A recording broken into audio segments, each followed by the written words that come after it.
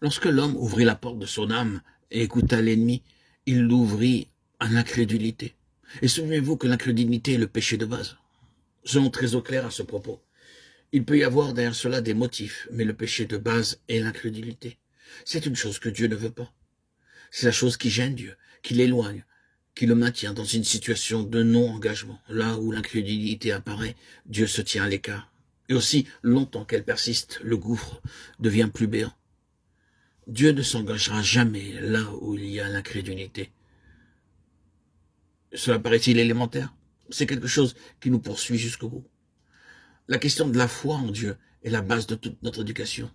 Disons-le franchement, la mesure sur laquelle Dieu s'est livré lui-même ou ne se livrera jamais lui-même est la mesure de notre foi en lui.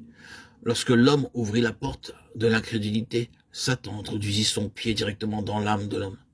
De sorte que maintenant l'âme de l'homme, tel qu'il est par nature, est liée aux puissances mauvaises et la force de ce lien est l'incrédulité. L'union entre l'homme naturel et Satan est maintenant jusqu'à ce que cette incrédulité puisse être complètement brisée en morceaux. La rédemption ou la récupération commence avec la foi. C'est ce que nous appelons le simple évangile. La foi est le commencement même de la rédemption. Mais la foi est aussi la base de la rédemption continuelle, de la récupération ou du recouvrement continuel. La rédemption rendue complète et parfaite en Christ est quelque chose qui se poursuit. Nous obtenons le salut de nos âmes pour prix de notre foi. 1 Pierre 1,9. Et cela se poursuit continuellement, c'est progressif. Alors que le dénouement se trouve dans l'œuvre de Christ, cela commence en nous, par le premier exercice de foi, croire Dieu, et se poursuit sur cette base-là jusqu'à la fin. Oh, combien il est vrai que nous entrons immédiatement dans quelques espèces d'esclavage quand nous manquons de croire Dieu, que nous cessons de le croire, quand nous avons des doutes à son sujet. Satan a alors quelques prises, quelques succès. Dès que des doutes surgissent quant au Seigneur, nous trouvons aussitôt en prison, et le seul moyen d'en échapper est le recouvrement de la foi en Dieu. Or, à cause de son incrédulité, Adam suscita et établit pour toute sa race un lien de l'âme avec les puissances mauvaises, et c'est la nature de la servitude de l'homme. Il est vendu à un autre. Cela établit le fondement de la signification réelle et véritable de la rédemption. Pourquoi l'incarnation?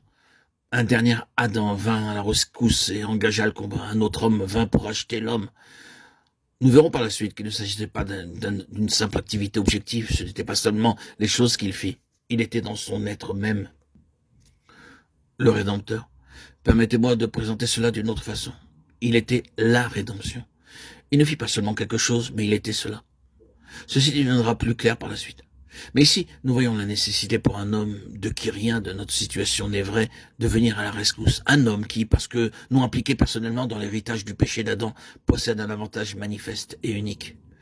L'incarnation devait pourvoir à la rédemption pour l'homme dans un homme, et pas seulement pour l'homme, par un homme. J'espère que vous discernez la signification de cela. C'est une chose énorme de voir non seulement ce que Jésus a fait, mais ce qu'il a été pour faire face à la situation.